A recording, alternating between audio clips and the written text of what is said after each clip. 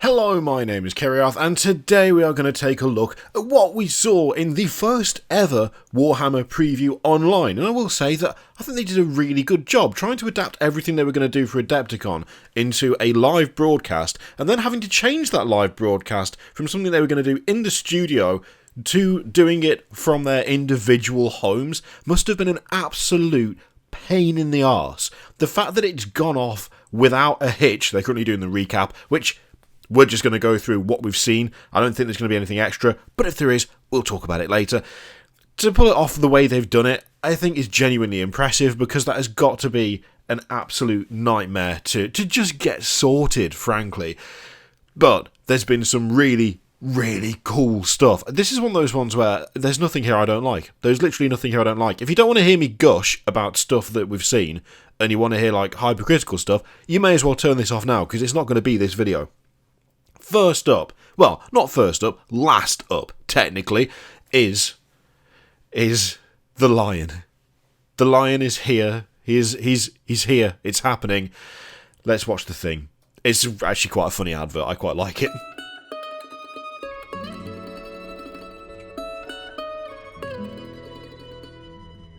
What do you look for in a Primarch? Indomitable strength.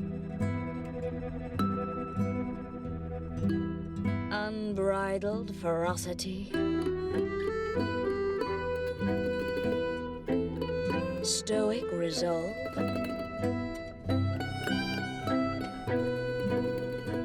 Angelic features.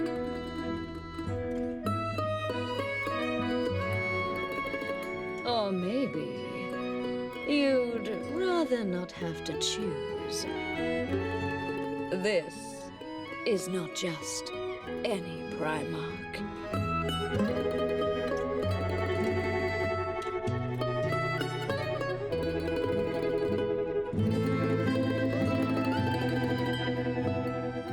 This is the first Primarch.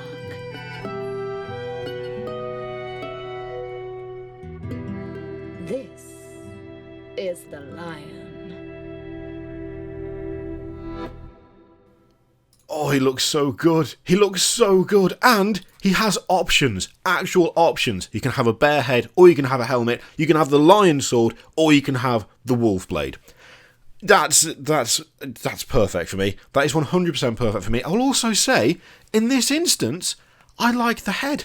No complaints about the head. The head looks really decent. I think it might be the best Primarch head that we've seen so far. I mean, obviously, I would build him with the helmet, and all of the Dark Angel stuff I've seen so far I've really liked, and now I want him. I'd probably do stuff to him. I like the model enough that I would probably want to get two, one to convert and one to just have, which is really bad because I don't need it, but it's really good. I like the pose, I like the armour, I like the helmet, the weapons look great, the head looks great. It's pretty damn good. In fact, I'm going to say straight away, immediately, that model, that has settled in at, I think a solid second or third place. In my ranking of the Primarch models, that might be second. It's still just behind Alfarius, but still, it is that high up. I love this thing. It's so knightly, and oh god, lots of little detail, like the tabard like robe that he's got on. The shoulder pads are so nice and chunky. There's plenty of wing going on, but it's not massive and obtrusive. The helmet is spot on, perfect. The fact that you have the option of the two swords just makes me happy anyway. You know, like, that's not affecting it a huge amount, but both the swords look good. And you can choose which one you want to give him. And he's about to hack a Night Lord in the face. I mean, what more do you want? He's really going to give it to him as well. Yeah, I really like that. I really like it. It's so good. It's so good. It's such a solid model. Which means we're now down to only waiting for one other Primarch. We're waiting for the Khan. And then after that, the Emperor. getting close to actually finishing off that range, which is nice. Nice to see. Nice to see. Okay. Yeah, oh my god. Oh, it's so good. So we also have another Warcry warband. There's nothing extra in the video, so we'll go down to the models, because you can see all the models here in this interesting carousel. So these guys are the Scions of the Flame, and they worship fire, funnily enough. The ever-raging flame, in fact. These look really good too. That model is badass and also horrifying. The guy is literally on fire, which is there, but it's really nicely done. I'm one of those people who sometimes is like, can you ease off on the environmental effects? Can you ease off on the flame, on the smoke, that sort of thing? But, I mean, this is a warband that revolves around fire, so it's fully suitable, it fully fits. And in fairness, it's done in such a way that, given they're all about the fire, it's not massively obtrusive. It's not all over the place. It's not overdone. I mean, that guy is on fire, which, appropriate amount of flame for someone on fire.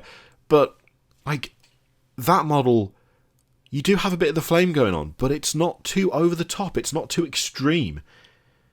I really like these guys because they have got that kind of Warhammer fantasy, like Age of Sigmar element of kind of comically oversized weapons in some cases, and a fair bit of just flat out fire madness going on. But there's also a few of these that are pretty kind of just standard kind of classic fantasy sort of looks, which I like a lot. They're not too crazy given what they are, given that they worship the ever-raging flame and they're all about lighting shit on fire. It could have been really overdone. It could have been really overblown, and it could have looked a bit clumsy. But no. There is just enough that you know what they're about without it being massively excessive. And the models are good. The models are great, and there's some really interesting helmets and stuff that you could do a lot with. Yeah, I really like these guys. It's just the right amount, The leader looks great as well. See, that's more what I'd class as your kind of Age of Sigmar-esque thing going on there. But again, it's not too over the top, and the style of them. At first glance, I was like, oh, are they falling a bit too much into just the Conan Barbarian thing, but with fire? They're not. They've got their own personality, especially the leader. The leader looks really cool. I like the leather armor over the top, and the mad helmet is great. Yeah, I really like these guys. Really like them. There's, I think, a lot you could do with them. I mean, you could have fun turning into Tzeentch worshipping chaos cultists. To be honest, that would be interesting. So yeah, they're the denizens of Actually, I didn't catch how it was pronounced on the stream, unfortunately. But they're seeking Archaon's blessing, funnily enough. I mean, if you don't want to paint fire effects, these guys might not be the ones for you. But it's pretty easy. You should be fine. And you could do so much cool things with the colour of the flame. You don't have to necessarily make it just fire colour. Go mad with it. Do a bit of pink and purple, a bit of like turquoise and white, maybe a bit of green. You want to cheat? Just paint them white, give them a bit of Hexwraith flame, and then just dry brush a bit of fluorescent green over the top. Sorted. You've got a really nice flame effect there that's very stylised, but doesn't require much effort. Yeah, they're awesome. So, Psychic Awakening. Let's we'll watch this because again, I quite like this.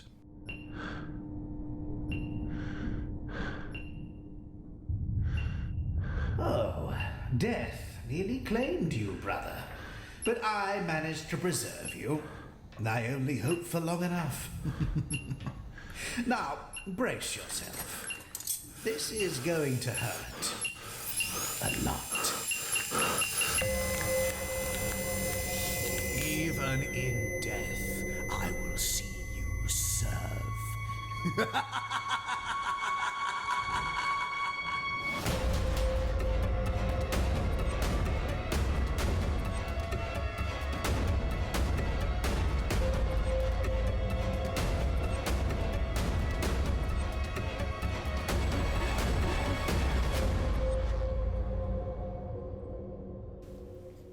I like how he went like full supervillain at the end there with the mad laughing. just absolutely mental laughing. So yeah, as we already knew, he's back. We've seen most of him now, but there's they've done a nice thing here where you can properly see how much he's changed by scrolling down. And, well, for a start, he's got taller. Taller by about, just under a head taller than he was before. You can really, like, the, what's it called, the Chirigan's tools on, like, the arm sticking out of his power pack. You can really tell how much things have been refined in terms of, like, detail and scale, even. They're so much more delicate and actually look like they would be capable of slicing rather than just simply crushing the person that they were going to be used on. Yeah, that change in detail is really nice. Adding things like the kind of gear sections onto the power pack as well is a nice touch. The face is considerably different, I will say.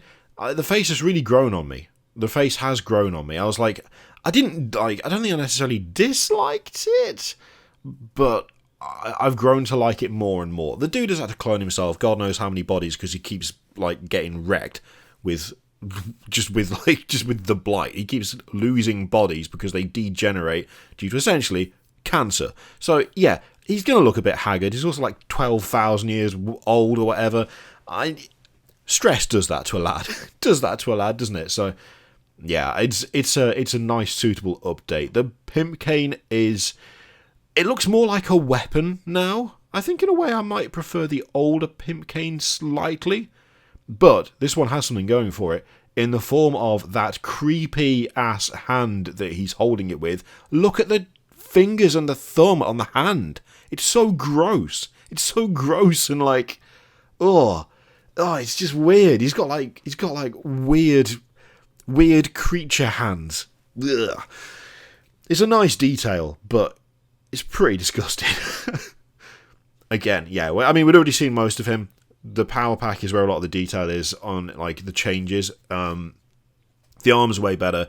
The surgeon's tools on the ends are way better. A lot more delicate. They look like they would actually do the thing they're supposed to do now, which is a vast improvement. And I think he's probably brought in line scale-wise with the rest of the Chaos Space Marines. He is a lot taller than he was, but yeah, I'm super happy with that. Super happy with that. So, we also know what is happening in War of the Spider. So we have the Death Guard, the Officio Assassinorum, and the Talons of the Emperor, essentially a big three-way war. They're like, because they're going after Bile, and Bile is obviously involved in said conflict. It's not that the Officio Assassinorum is shooting at the Talons of the Emperor, that'd be weird. So, along with the background, the battle's taking place amid the ruins of the Cadia system. The book will include new rules for the Adeptus Custodes, Sisters of Silence, and Imperial Assassins. There are also additional rules for each of the 7 plague companies of the Death Guard. And this is the important bit. And a new Chaos Space Marine sub-faction called Agents of Bile, representing the twisted creations of the Clone Father.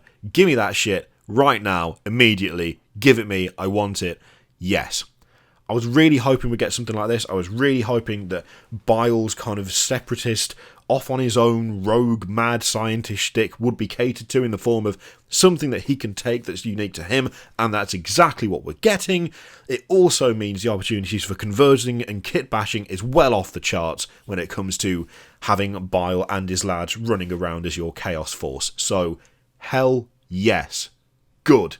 That is what I wanted. I would have liked some models to go with it, but frankly, I'll make my fucking own, just like I normally do. So yeah, super happy about that. Okay, we've got some Middle Earth news. So we have Irma with a bunch of options. So new plastic kit, and he's got all of the things. Literally all of the options are available. Head, like helmet or head, spear, shield, sword, you name it. You name it, you can build him with that. I think this might be one of the nicest, if not the nicest, Lord of the Rings mini I've seen, to be honest. That I've seen them do. I mean, it's plastic, which probably makes it a little bit... Does it really make a difference all that much? I don't know. But yeah, ton of options for this guy, which is nice to see, honestly. Yeah, it looks good. Looks good. And we also have... we'll skip this one. This was, Yeah, no, let's ignore that. So, the Lumineth Realm Lords have got battle cattle. As I think it was the one good thing to come out of the Twitch chat, frankly. Yeah, they've got battle cattle. So they have Valinor, who is the Stoneheart King, and the eldest and wisest of the mountain spirits that march to war with the elves. Dear God, what an absurd... I love it. It's mental. Don't get me wrong. This is mad. This is crazy. It is a giant, skinny bull with 2 hammers, giant shoulder guards that also have a mountain sticking out of it. Well, that's more like a volcano, in fairness. That have a volcano sticking out of it. It's loopy as anything. It's crazy. But you know me at this point. One of the things I love about Age of Sigmar, much though I need to get into the system proper and learn a bit of the lore, one of the things I love is that they've been able to just look at stuff and go, deep sea elves, sure, do it. Steampunk dwarves, flying ones, yes, let's have that. They've just been able to look at stuff and go, what if we did that? Oh, we can just do that now. Let's do that. A perfect example right here. Perfect example. A giant, like, stone avatar thing that's a cow and a mountain at the same time with massive hammers. Or, if you don't want 2 single-handed massive hammers, you can take the option of 1 massive hammer. Yeah. In fact, is the stone different? It is. It is actually quite different. I hadn't realised how different it was. So you've got 2 options. You've got like the double horn deal there with the volcano looking one and the 2 single hammers. And then if you don't want that, you can take single horn with a mountain range with little bonsai trees on it, which is great, and a massive 2-handed hammer. It's mental. It's fully mental, and I like it because of that. I have to say, the only thing I'm lukewarm on out of this entire thing is these guys, the Alarith Stone Guard. The hats are to my mind, let's get them a little bit bigger. The hats are, to my mind, a little bit too weird, a little bit too tall. The hats are too tall. If the horns were lower down, I'd be absolutely fine with it. The hats are too tall. Honestly, what I would do if I had these, which I will probably never end up with them, but if I did have these, I would fully just cut the bull head off the top and just stick that in the neck. That's what I'd do. I'd make it so that they matched so that it didn't look like the bull head has got a giant neck leading down to a body. I would just chop off where the bull head comes out of the helmet, and then I'd stick it in the neck hole. Careful now. Let's keep minds out of the gutter. That's what I'd do with these. I do like the rest of them. The rest of them are very sort of traditional floaty elf nonsense, which I like. But the heads, the hats, not doing it for me. But it's an easy fix. An easy fix for that, which I think would look a bit better. Not that it really matters, because I probably won't end up ever getting these. I'm totally getting the battle cattle. Like, the battle cattle I'm totally getting. But the others, no, probably not. But that's the only thing I'm lukewarm on. The other thing that we have is from the Warhammer Storyforge. So there's an Instagram account for this. And there's a new animation. It looks so good. So this is a first glimpse at Death's Hand, and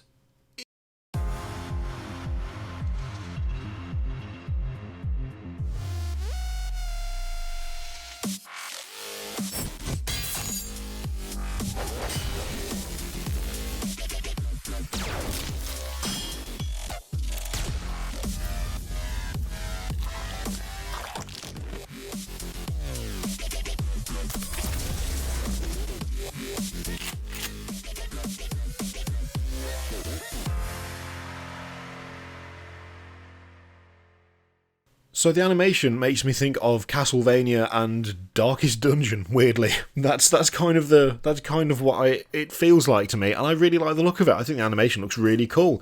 It'd be interesting to see what it turns out like, how good the story is. Obviously, it's totally different to Angels of Death, which is the other project they've got going.